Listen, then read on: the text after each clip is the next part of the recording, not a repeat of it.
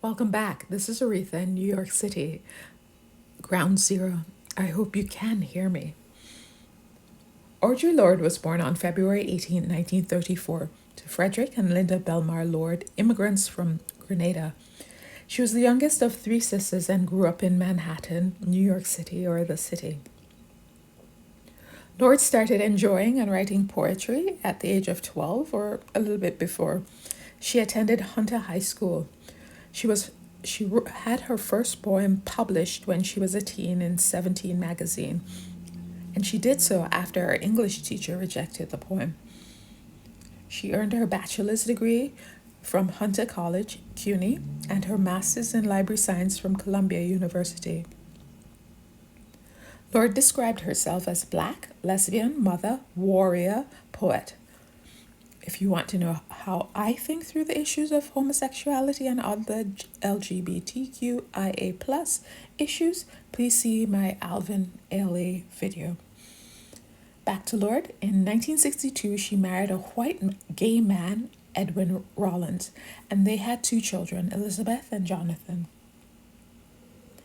Both Lorde's literary work and her life reflected her activism. She participated in the civil rights, anti-war, and women's liberation movements.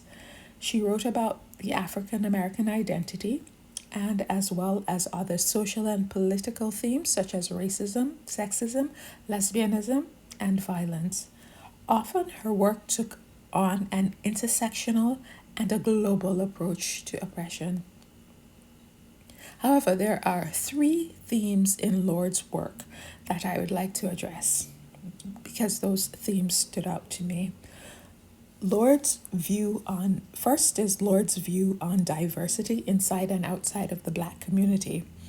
Lorde, in several of her works, encouraged readers not to ignore differences among people, but to see the differences as reasons for celebration and growth.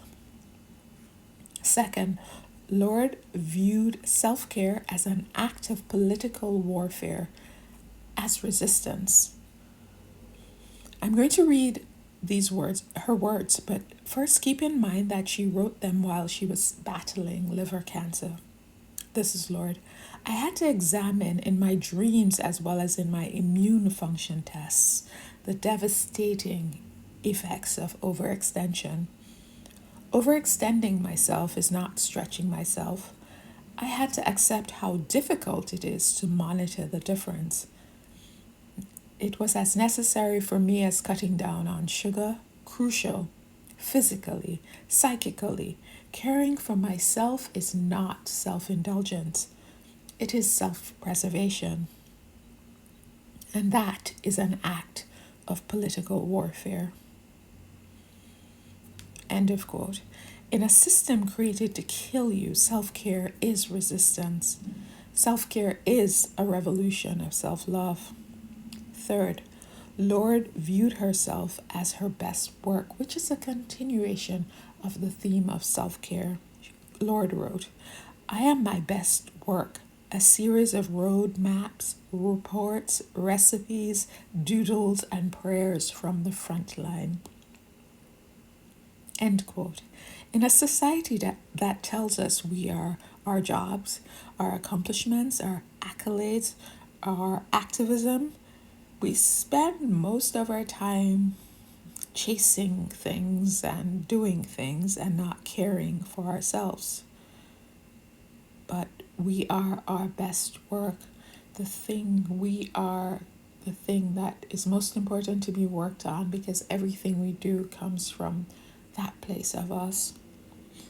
Now, please allow me 20 more seconds of your time to do an activity that researchers have found helps in cultivating self-love. First, let's get ready. If you're able to, place a hand on your chest and another on your belly. And the question we're going to ask ourselves for the next 20 seconds is, how can I show love for myself in these 20 seconds? I'm about to set the timer. How can I show love for myself in these next 20 seconds.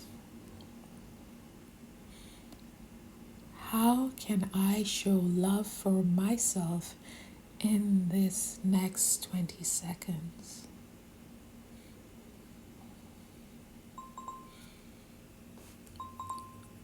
You're done. Thank you for listening.